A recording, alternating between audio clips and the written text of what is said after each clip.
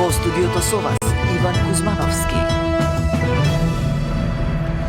Обвинителството отвори истрага за трагедијата во Кочани, еве ги и останатите информации од денот. 34 осомничени за трагедијата во Кочани, поранешниот министер за економија и директорите од ДПИ и ДСЗ во 30-дневен притвор. Судот одлучува за тројцата градоначалници. Заврши транспортот на пациентите во странство. Таравари најавува враќање на дел од повредените од идната недела. Итна исплата на 150.000 денари за сите семејства за итни трошоци. Досега згрижени 180 лица од семејствата на повредените во странство. Завршени 82 контроли за угостителска дејност. Од 23 објекти со лиценца, 13 немале ниту минимум технички услови. Младите од Тетово бараат правда за сите. Очекуваат одговорност за обвинителите и судиите кои ја кочеле правдата. Пожар во трафостаница го затвори најпрометниот аеродром во Европа Хитроу. Овие вести во живо информираме за детали од истрагата, но и за состојбата на повредените. Останете со нас.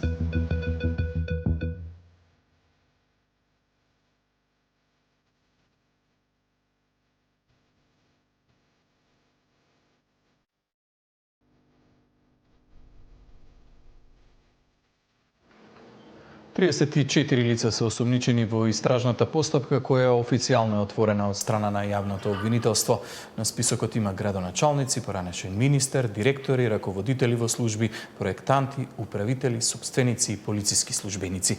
Деталите за утврдените дела ги објави државниот јавен обвинител од Кочани. Од таму во живо во вестите имаме колешката Ивана Соколович-Најдова. Ивана, кои се последните информации од истрагата?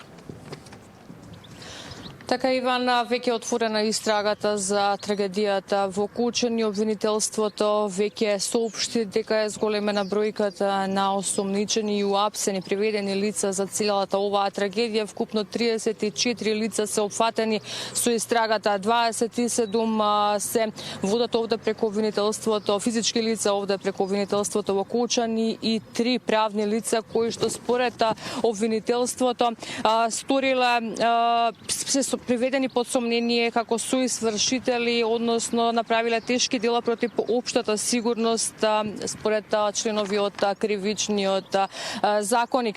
Паралелно со ова истрага и обвинителството во Скопје за организиран криминал и корупција има приведено и веќе одредено притвор за 7 полициски службеници од СВР Штипи, полициската станица во Кочани, бидејќи подпишувале документи со кој што е овозможена ова фалсификувана лиценца која што ја добила така наречената дискотека во која што загина 59 млади лица, околу 200 беа повредени. Според државниот обвинител Љупчо Коцевски не е исклучено истрагата да уфати и уште лица, рече дека доказите се уште се прибираат, но она што е јасно е дека во целиот овој случај првообвинетиот, односно собственикот на локалот, иако знаел дека не поседува никакви легални документи, ниту пак дека се исполнети условите, ја вршела дејност како во самата дискотека, во самиот локал. При тоа, за целиот овој период давал сума на пари на службени лица во Министерството за економија и според Коцевски паралелно за овој службеник од Министерството ќе се води и друга постапка за примање на подкуп. Сумата не ја соопштуваат, вели дека во интерес на истрагата тоа нема засега да биде откриено. Ги сподели сите детали и одговорности кои што ги имаат сите осомничени во ова истрага, вели дека сите во својот ресор или во она дејност која што ја вршеле направиле значителни пропусти кои што довеле до оваа несреќа. Во продолжение ја повикувам изјавата на државниот обвинител Коцевски кој што објаснува за сите оние лица кои што се вклучени во истрагата, како и за поранишниот министер за економија Бектеши, вработените во Министерството за економија, за кој што веќе дел има и определен притвор, директорите на дирекциите за заштита и спасување, на пазарниот инспекторат. И она што е последна информација е дека досега за 16 од сите приведени е определена мерка притвор од 30 дена, но според најавите на Коцевски за сите ќе биде побарана мерката притвор. Во продолжение неговата изјава. Тројца осомничени се јавуваат како одговорни лица, сосопственици или управители во извесен период во правното лице, чија подружница е клубот. Првиот од нив е закупец на објектот, каде е лоциран клубот, реален собственик и носител на целокупниот деловен потфат и работењето. Објектот со намена за лесна индустрија, кој се наоѓа во индустријска зона, воопшто не исполнувал услови да биде пренаменет во угостителски објект кабаре согласно Законот за угостителска дејност, но во континуитет во целиот период осумничените добивале лиценца незаконито и организирале угостителски услуги. При тоа, сите знаеле и биле свесни дека клубот не ги исполнува законските пропишани услови и начин за вршење на угостителска дејност. Во тој контекст конкретно постои основано сомнение дека првоосомничениот за период од 13.2.2024 година до 13.2.2025 година директно на осумничено службено лице вработено во Министерството за економија му дал одреден паричен износ за да изврши службено дејствие што не би смеел да го изврши и на тој начин, без при тоа да биде спроведена законски пропишана постапка, обезбедил фалсификувана службена исправа, лиценца за вршење на угостителска дејност. Поради тоа, против вработениот во Министерството за економија е поведена постапка и за примање на подкуп од член 357 од Кривичниот законник. Една од осомничените е и собственичка и управителка на осомничено правно лице од Кочани, која во текот на 2010 година постапила по барање на осомничениот собственик и му изготвила основен проект како услов за отпочнување со работа и вршење на угостителска дејност кабаре, иако знаела дека не постоеле законски услови објектот да биде пренаменет од категорија лесна индустрија во објект што врши угостителска дејност кабаре. Овој незаконит проект, собственикот во период од 2012 година до 2023 година во континуитет незаконито го користел во прилог на барање за добивање лиценци за вршење на угостителска дејност. Во 2023 година тој се обратил на осумничената за да изврши корекција на основниот проект, а таа без да изврши проверки на лице место незаконски извршила промена на правните лица во основниот проект и со тоа овозможила кабарето да поднесува барање за лиценца. Од Министерството за економија до овој момент осумничени се поранешен министер, но и поранешен државен секретар, раководител на сектор, раководител на оделение и помлад соработник, кои во моментов работат во Министерството, но на други раководни позиции. Сите тие, со неизвршување на своите службени должности, што биле правно должни да ги извршат, не постапиле според прописите и техничките правила за мерките за заштита и на осумниченото правно лице, кои не ги исполнувало пропишаните услови и начин за вршење на угостителска дејност во повеќе наврати со лиценци му овозможиле вршење на угостителска дејност кабаре. Поранешен директор на Државниот пазарен инспекторат и 3 службени лица инспектори, иако биле должни да вршат инспекцијски надзор, не ги извршувале своите службени должности и во период од 9.1.2020 година до 16.3.2025 година, во ниту еден наврат не извршиле контрола над работењето на правното лице, за да утврдат дали има важечка лиценца, дали ги исполнува пријавените минимално технички услови наведено во барањето за лиценца за вршење на угостителска дејност кабаре и другите пропишани услови согласно закон, со тоа што овозможиле кабарето Пулс незаконито да продолжи со вршење на угостителска дејност. Осомничените тројца градоначалници на Кочани во период од 2012 година до 16.3.2025 година, како и осомничени двајца поранешни директори на Дирекцијата за заштита и спасување, не ги извршиле своите правни обврски согласно закон за заштита и спасување, со што овозможиле кабарето Пулс незаконито да продолжи со вршење на угостителска дејност спротивно на законот за угостителска дејност и другите пропишани услови согласно закон. За целиот тој период општината примала уплати по основ на надоместок за угостителски објект.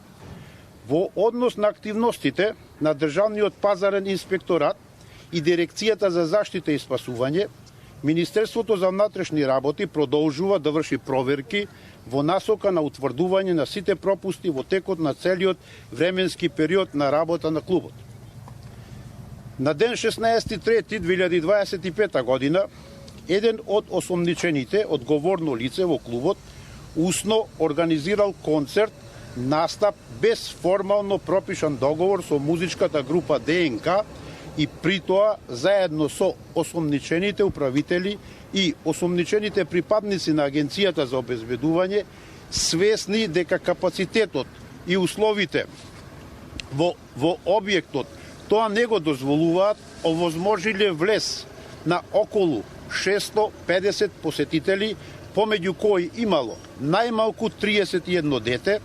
Едно од осомничените лица вршело продажба на билети, без при тоа да води сметка за бројот и возраста на гостите кои смеат да присуствуваат спротивно на законот за угостителска дејност, овозможувајќи влез и присуство и на малолетни лица на настан. Осомничените одговорни лица во дискотеката и членови на обезбедување не спречиле за потребите на настапот на групата ДНК да се внесат во угостителскиот објект и да се употребат експлозивни материи, пиротехнички фонтани, иако за тоа действие немале задолжителна дозвола издадена од надлежни органи за да ракуваат со пиротехничките средства, ниту пак просторните услови дозволувале употреба на такви пиротехнички средства. За внесување и употреба на пиротехничките средства е осомничен еден член на музичката група и постои сомнение дека членовите на бендот околу 0,2 часот и 32 минути по полноќ како дел од сценскиот настап и ефект ги активирале експлозивните материи, пиротехнички фонтани, кои isfрлале искри во правец на плафонот над сцената, од кои веднаш се опожарил кровниот дел од објектот и пожарот се проширил по целиот објект.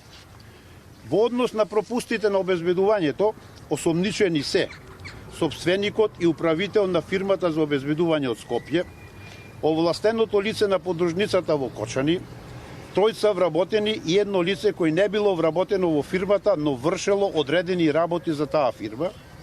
Сите тие вршеле работи на физичко обезбедување без каква било претходна безбедносна проценка и план за обезбедување, без да ги проверат условите за противпожарна заштита и опасност од пожари, како и другите сигурносни услови, особено во однос на опасности и можности за евакуација.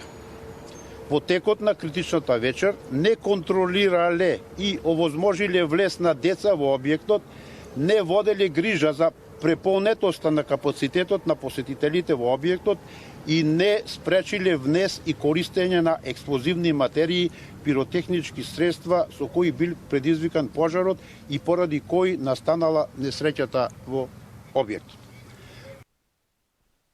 Да, Ивана, тоа се информациите од државниот јавен обвинител за сите осомничени во овој случај, како што информираше тој, сите 34 се обезбедени, освен тројцата кои што се наоѓаат на болничко лекување. Меѓутоа, кои се информациите во однос на определените мерки притвор, за кој досега судот има донесена одлука? Иван, бидејќи се прекина конекцијата со режија, јас се надвам дека се слушаме. Во моментов беа спроведени овде во Кочанскиот суд и тројцата градоначалници Папазов, Илиев и Димитровски, кои што доцна вчера беа приведени практично од страна на полицијата под сомнение дека, како што слушнавме од државниот обвинител, дека имале своја улога, односно дека во текот на целиот овој период, додека дискотеката имала фалсификувана дозвола, тие наплаќале сума на пари како за угостителски објекти, иако не ги исполнувало условите. Во моментов овде во Кочанскиот суд се уште трае распитот на делот оние кои што се осомничени, иако обвинителството не открива детали од утрово, постојано се носе во неколку групи осомничени лица кои што со лисици на рацете, како што кажав, беа спроведени овде во Кочанскиот суд. Она што е досега јасно дека веќе е побаран притвор за 16 лица од вкупната бројка од 34. Според Коцевски за сите ќе се бара притвор, но не е исклучено оваа листа на осомничени да биде проширена како ќе бидат обезбедувани доказите. Остануваме во Кочани, ќе ја следиме целата постапка до следните вести. Се надевам дека ќе можеме да обезбедиме барем атмосфера од излегувањето на градоначалниците, да ги прашаме дали биле свесни за она што се случувало и за добиената дозвола која што имало ова правно лице. Да, Ивана, тројцата градоначалници во моментов се во судот во Кочани. Очекуваме каква ќе биде одлуката по барањето на обвинителството за определување на мерка притвор. Ќе ти имаме повторно во живо во Централниот дневник. Министерот за внатрешни работи објави дека завршила првата фаза од постапката за трагедијата во Кочани. Ова не е крајот, како што вели Тошковски, продолжува собирањето докази, а секој што има одговорност ќе одговара пред законот. Со 2 кривични пријави против 34 лица и 3 фирми, Министерот за внатрешни работи прогласи крај на првата фаза во постапувањето за пожарот во Кочанскиот клуб Пулс. Поднесени се 2 кривични пријави против купно 34 физички лица и 3 правни лица за кривично дело тешки дела против општата сигурност по член 292 во врска со предизвикување општа опасност по член 288 од Кривичниот законник, при што едно лице е пријавено и за примање подкуп по член 357 од КАЗ. Уште еднаш сакам да истакнам дека оваа трагедија повика на целосна мобилизација на сите институции.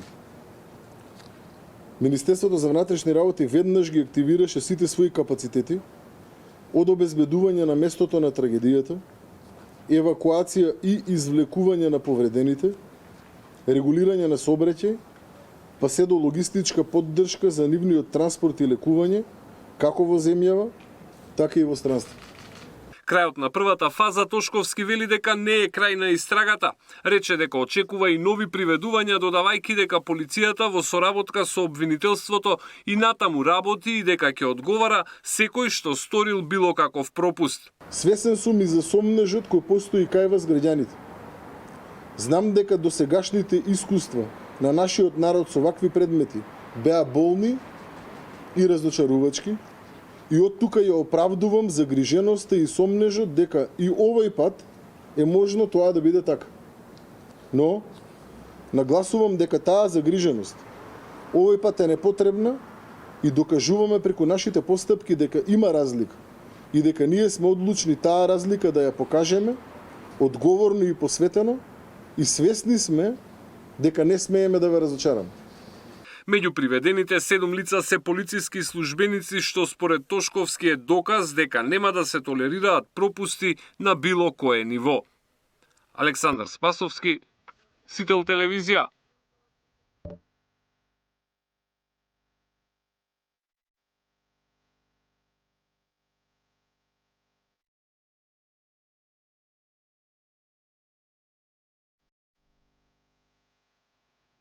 Позитивни вести од здравствените власти, завршен е транспортот на пациенти во странство, а дел од повредените веќе одат на домашно лекување.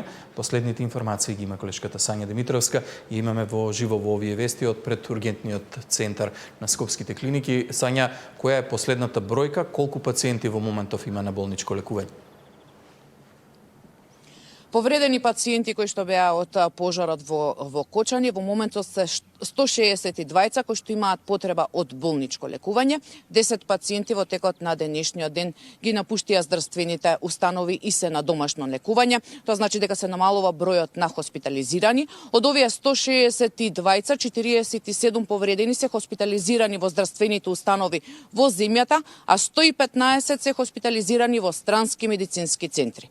Министерот за здравство вели дека редовно се информираат за состојбата како на пациентите кои што се хоспитализирани во нашата земја, така и на тие кои што се во странство. Има еден пациент кој што е во тешка состојба во Турција, меѓутоа од оние информации кои што ги добиваат од другите центри е дека кај пациенти кои што беа транспортирани со механичка вентилација, повеќе не се зависни од апарат и се извадени од респиратори, дишат самостојно. Во некои од центрите странски има и пациенти кои што веќе се на нога и како што вели министерот за здравство веќе работат на оние протоколи како ќе ги враќаат пациентите од странство.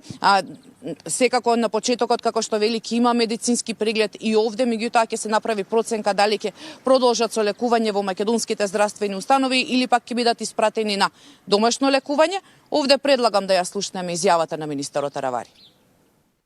Имаме најави од одредени држави кај што пациентите веќе и се движат и се во добра состојба, за да подготвиме протоколи како ќе биде нивното враќање, дали ќе треба да се сместуваат, секако ќе бидат прегледани од наши доктори. Тие што се во сосема добра состојба, после преглед од наш доктор, може да се пуштат и да одат дома.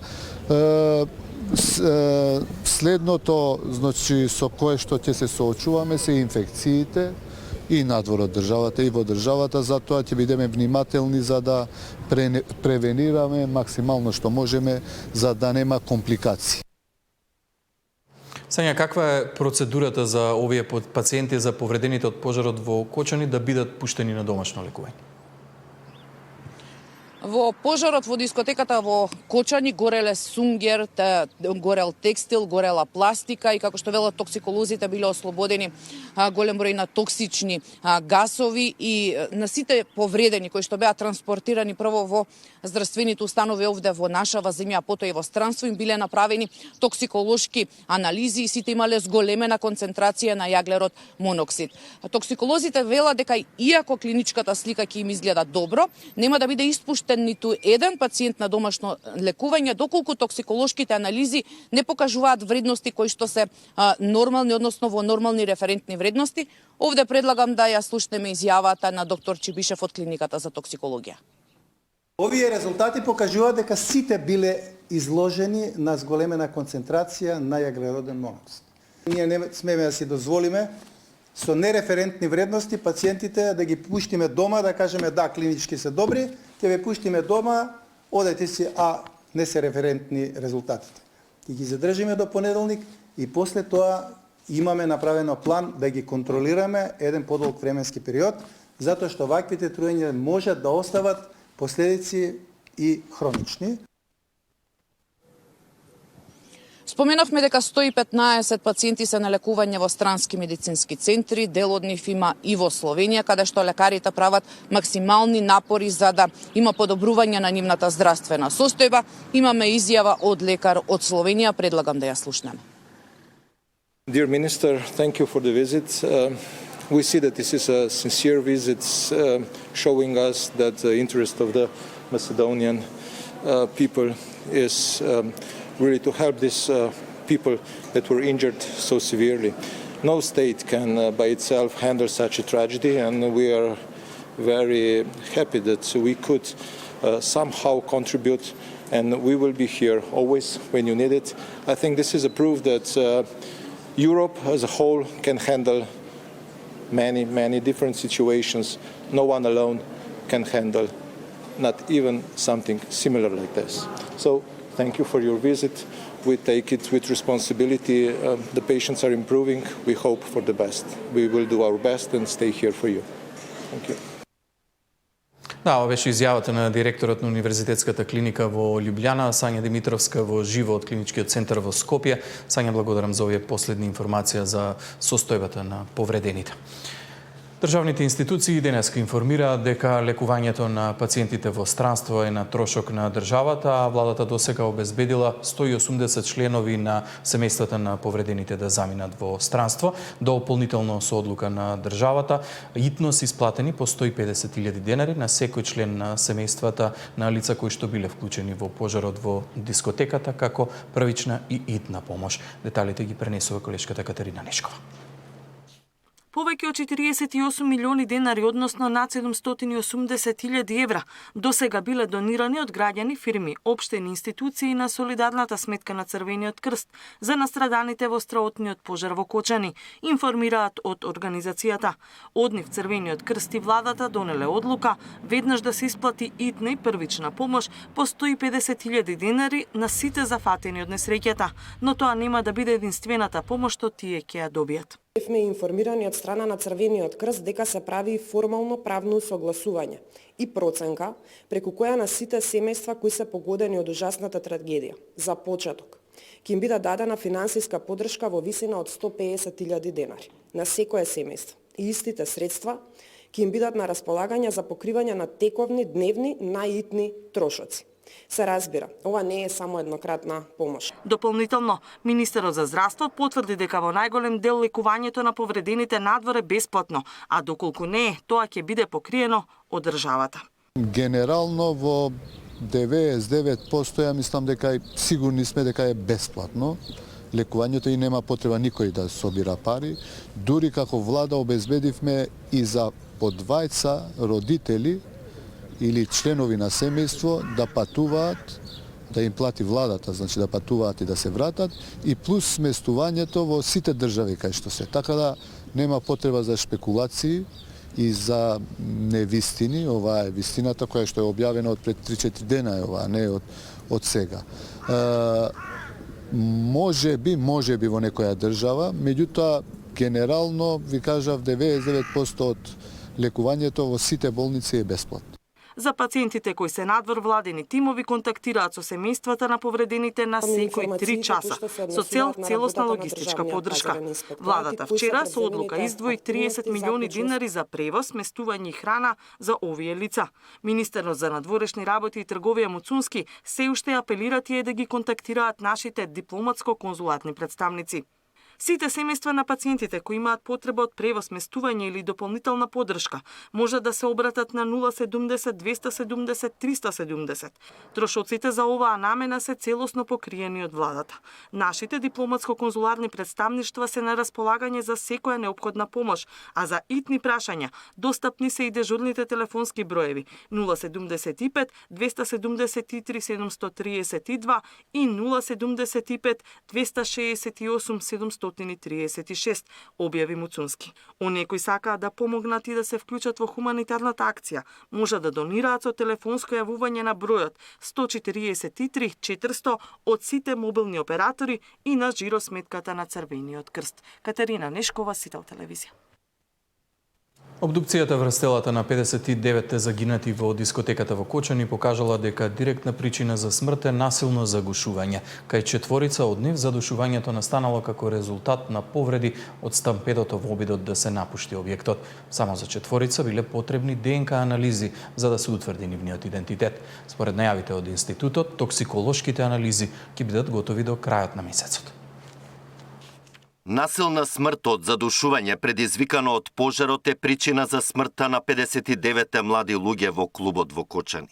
Обдукцијата покажа дека сите се задушиле за кратко време, неголемиот дел од јаглерот моноксид, а токсиколошките анализи ќе покажат какви други гасови вдишале. Меѓутоа, според макроскопскиот наод за време на обдукциите, ке најголем број од нив има јаглерот моноксид. Многу опасен газ, тој е без мирис, без вкус, делува на централниот нервен систем, ги онеспособува жртвите и смртта може да настане многу брзо, за неколку минути, во зависност колкава е концентрацијата во тој простор, во таков чад, да делува јаглерод моноксид, многу брзо може да настане смрт и ги оноспособува жртвите да избегаат. При обидот да избегаат од пожарот, кај некои од починатите биле констатирани изгореници и скршеници, а 4 лица се задушиле во стампедото. Дали имало повреди од пат на некои греди, на некои тешки вакви, такви повреди нема. Меѓутоа, повреди скршеници на ребра и она што се вика задушување заради притисок, што се случува при стампедо, односно компресивна асфиксија, има ке 4. Ке 4 лица има таква асфиксија. И во детали не би влегувал, затоа што се уште не ни се завршени сите анализи, меѓутоа постојат фрактури на ребра, фрактури, знаци за притисок, кои што довеле до задушување. Пред да се направат обдукциите на сите тела била извршена прецизна идентификација со ДНК и дактилоскопија, односно отисок од прст. Кај 4 беше невозможно да се добијат отисоци и таму се направи само врз основа на ДНК. На Институтот за судска медицина при Медицинскиот факултет во Скопје му припадна можеби најтажната, меѓутоа верувајте една и од најодговорните задачи, а тоа е во најкусможен рок да изврши 59 судско-медицински обдукции кои што би требало да дадат одговор за причините за смртта на настраданите. Обдукциите 2 дена ги работеле само кадар од Институтот за судска медицина со помош од патологија и Тетовската болница, а да помогнат се понудиле речиси сите држави од регионот. Од 59 починати 16 се женски, а 43 машки, најмногу на возраст од 16 до 29 години. Александар Динев, Сител телевизија. Министерството за образование и наука мобилизираше мрежа од 100 психолози за да помогнат во училиштата. Приоритет се става на училиштата во местата од каде има загинати. Освен со учениците, стручни лица ќе работат и со нивните родители, наставниците, но и со сите граѓани засегнати од трагедијата. Министерството за образование и наука мобилизираше мрежа од 100 психолози за да им помогнат на своите колеги во воспитно-образовните институции во Кочани, Виница, Штип, Чешиново, Блешево и околните места. Фокусот се става на училиштата каде што има жртви од несреќата во строутниот пожар во дискотеката Пулс, за да работат со учениците, со нивните родители, наставниците, но и останатите граѓани засегнати од трагедијата. Во моментот 32 од нив веќе обезбедуваат директна подршка на терен. Работат со учениците, но и со семејствата кои изгубија деца во несреќата. Активни беа и во текот на вчерашниот ден. Надлежните утврдиле дека е потребно и поголем број на стручни лица на терен, па затоа сите останати ќе се вклучат откако ќе помина денешната обука. Психолозите работат согласно протоколи создадени за во кризни ситуации. Стручните лица се фокусирани на училиштата во кои што има жртви, но и во другите училишта каде што се наоѓаат браќа, сестри, родители на починатите, секако и роднини на починатите, така да во секој училиште се наоѓа по еден психолог и тие ги таргетираат лицата со кои што треба да работат. Работат групно, но работат и поединечно, се разбира неколку дена се организираат и прават распоред, но веќе функционираат, тоа е многу важно. Психолозите работат и со студентите во Штип, влегли и во младинските хабови. Дополнително на страницата на Министерството за образование и наука достапни се контакти од стручни лица, кои се достапни за разговор за сите граѓани кои чувствуваат ваква потреба. Гавриела Лескова, Сител телевизија.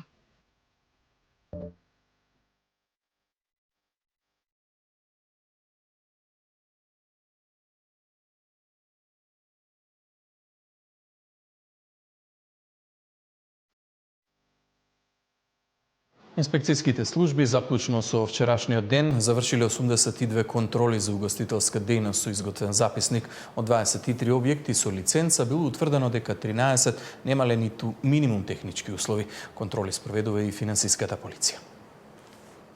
Продолжува засилената инспекција низ угостителските објекти. Заклучно со вчера, завршени се вкупно 82 контроли, а како што велат од владата, за многу повеќе објекти проверките се во тек. Се контролираат дискотеки, кабареја, кафич, клубови. Од 23 со лиценца констатирано е дека досега 13 не исполнуваат минимум технички услови, при што се изготвуваат решенија до Министерство за економија за одземање на лиценцата и ќе бидат издадени решенија за забрана на вршење на дејност. Кај 5 правни субјекти кои што се регистрирани како кабарет диско и кои што се со истечена лиценца, а е утврдено дека работеле изминатиот период, сакам да информирам дека се издадени решенија за забрана на вршење на дејност. Кај останатите 41 кафич клуб, кај 30 од нив се констатирани неправилности по Законот за угостителска дејност и изречени се 28 прекршочни налози и 2 затварања за пречекорување на работно време, што подразбира и платен налог. Во големата акција за проверка на објектите кои функционираат како кабареа, дискотеки и ноќни клубови, активно е вклучена и финансиската полиција. Оттаму велат дека на располагање се ставени сите капацитети. Акцијата се фокусира на утврдување на финансиски проневери, избегнување на даночни обврски, нелегално работење и други неправилности во финансиското работење на угостителите. Паралелно со ова, истражните органи се насочени кон откривање на сите аспекти кои би можеле да доведат до санкционирање на оние кои не ги почитуваат законите и регулативите, велат од Управата за финансиска полиција. Премиерот Мицкоски во гостување на Сител рече дека ќе се проверат и сите објекти кои се под општинска надлежност. На терен ќе излезат и комуналните инспектори за да ги проверат настрешниците и терасите. Мартин Арсов, Сител телевизија. Се проверуваат 1100 лиценци согласно Законот за градба и Законот за урбанистичко планирање од досегашните контроли, завршени кај половина од нив, според информациите од Министерот за транспорт, на 97 фирми ќе им бидат одземени овие лиценци. На 97 приватни фирми за изградба, проектирање и надзор при градба ќе им бидат одземени лиценците, затоа што не ги исполнуваат законските услови за работа. Станува збор за 15% од досега исконтролираните 643 субјекти, меѓу кои се и 13 фирми кои градат државни објекти, 2 кои вршат надзор на истите, 34 компании кои градат згради, фабрики, угостителски објекти, школи и слично. Министерот за транспорт најави дека до вторник ќе се заврши контролата на сите 1100 издадени лиценци согласно Законот за градба, пошто ќе бидат јавно објавени имињата на прекршителите. Покрај изведувачко аграрните објекти имат и надзор за А категорија, за државни објекти. 6 правни лица надзор за градба на Б категорија, тоа е се останато. 3 правни лица А лиценца за проектирање, оние кои што ги прават проектите, и 20 правни лица, повторно за мене исто проблематично како горните, Б проектирање на градби од втора категорија. Тоа значи се што е градба надвор од државните објекти.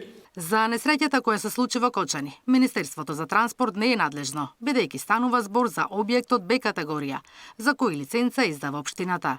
Согласно планот на општината, објектот бил изграден во 1999 година и првично се користел како фабрика за шиење, потоа како магазин, пошто се доградува уште еден дополнителен објект, кој подоцна се легализира. Николовски информираше дека по ова се направила адаптација на објектот, без одобрение од никого. Ставен е печат од одредено лице, да не одам понатака во детали, кое што или не видело што се случува таму, па на слепо ставило подпис и печат, или видело, ама го игнорирало тоа. Проблемот на ваквото законско решение, според мене, е тоа што се остава голем простор на совеста, нема друг збор, на совеста на подносителот, кој што гарантира со изјава пред нотар дека тоа е така. А нотарот при тоа нема начин како да провери, затоа што не е работа на нотарите да проверуваат. Знаете дека кај нотар можете све да заверите, вие сте одговорни, не е нотарот одговорен. За да се спречат трагедии како таа во Кочани ќе се менува Законот за градба, со што ќе може веднаш да се одземаат лиценците. Сегашниот закон дозволува жалбена постапка, која може да трае и до 2 години, а за тоа време објектот кој не исполнува технички услови да продолжи со работа. Наташа Мерсовска, Сител телевизија. Младите од Тетово бараат правда за сите, организирано од пред Тетовскиот суд, каде оставија апарат за гасење пожар, повика одговорност да има и за обвинителите и судиите, кои досега ја кочеле правдата. Група млади од Тетово бараат правда за несреќата во Кочани, но и сите претходни. Со оставање против пожарен апарат пред влезот на зградата на судот и обвинителството во градот, символично испратија порака колку е важна правдата за сите досегашни трагедии во кои изгаснаа многу човечки животи.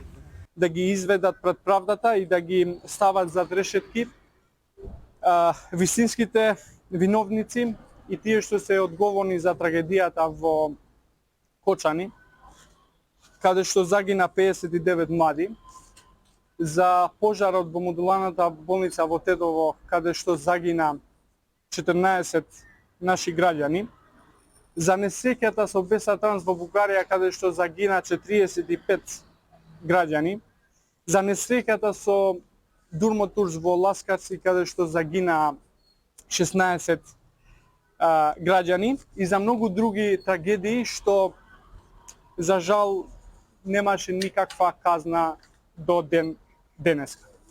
Исто така ваша должност е да ги изведете пред одговорност и судиите и обвинителите кои ја кочеле правдата во овие и во многу други случаи. Граѓаните во оваа држава сакаат да имат вистинска правда и сакаат да гледат правда што вистински функционира. Претходно и премиерот Мицкоски најави можност за реотворање на судските процеси за Ласкарци и модуларната во Тетово. Револтот е голем што и 6 години подоцна семејствата се уште чекаат правда. Судскиот процес за модуларната пред 3 дена стартуваше од почеток, откако првиот процес заврши само со условни казни за двајцата поранешни директори, обвинети за тешки дела против општата сигурност. Освен вештачењата дека пожарот го предизвикал електричен спој, судењето воопшто не го отвори прашањето за пропустите во изградбата на монтажниот објект, во кој немало ниту противпожарен апарат. Правосилна пресуда нема ниту за Ласкарци, 6 години по несреќата и по повеќе од 100 одржани рочишта. Највисока казна од 14 години доби возачот на автобусот, додека обвинителството ја обжали пресудата за сопственикот на Дурмотурс, кој беше прво обвинет за тешки дела против безбедноста на луѓето и имотот во сообраќајот и доби казна од 4 години. 8 месеци подоцна, апелација се уште нема одлука. Диспина Тодоровска, Сител телевизија.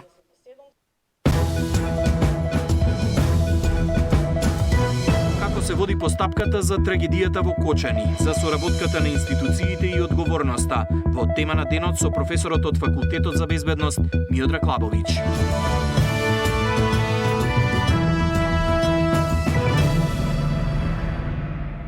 Неформалната група Пантер, која низ регионот трага по наводни педофили, се појави и во земјава. На нивниот канал на YouTube е објавено видео на кое се објавени личности од Македонија. Од јавното обвинителство велат дека случајот се расчистува од сите аспекти. Ја овде со битола дојден и сакав да се види со една и сме фатија од овака и тоа. Колку години има тоа? Кажем колку години? 14. 14 години. Да.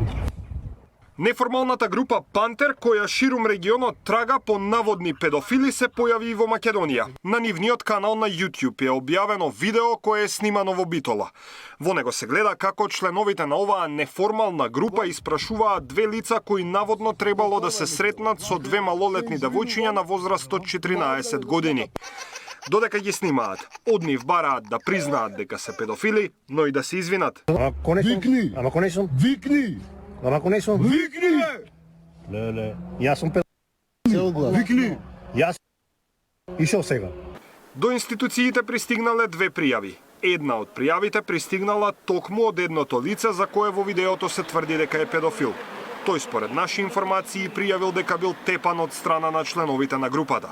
Меѓутоа, од МВР барем за сега не даваат конкретни информации за случајот. МВР постапува по сите пријави и сомненија согласно полициски овластувања и наредби од јавното обвинителство. Од јавното обвинителство велат дека случајот се расчистува од сите аспекти.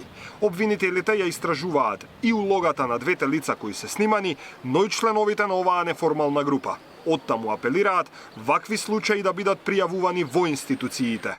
Основното јавно обвинителство Битола е известено за ваквите појави и презема действија за целосно расчистување на случаите и одговорноста од сите аспекти. Апелираме до сите граѓани кои имаат сознанија за кривични дела да ги пријавуваат во надлежните институции, МВР или јавните обвинителства и да не се обидуваат да ја преземат правдата во своји раце. велат од јавното обвинителство. На YouTube каналот на неформалната група Пантер објавени се 26 видеа кои се направени ширум Балканот. Ваква организација засега не е регистрирана во македонските институции. Во описот на каналот велат дека ги објавуваат нивните операции во целост од првиот контакт до завршување на акцијата. Тврдат дека делуваат безкомпромисно против насилници и злоставувачи. Даниел Василев, Сител телевизија. Тројца припадници на армијата се полесно повредени откако нивното возило се преврте на патот Штип Кочани.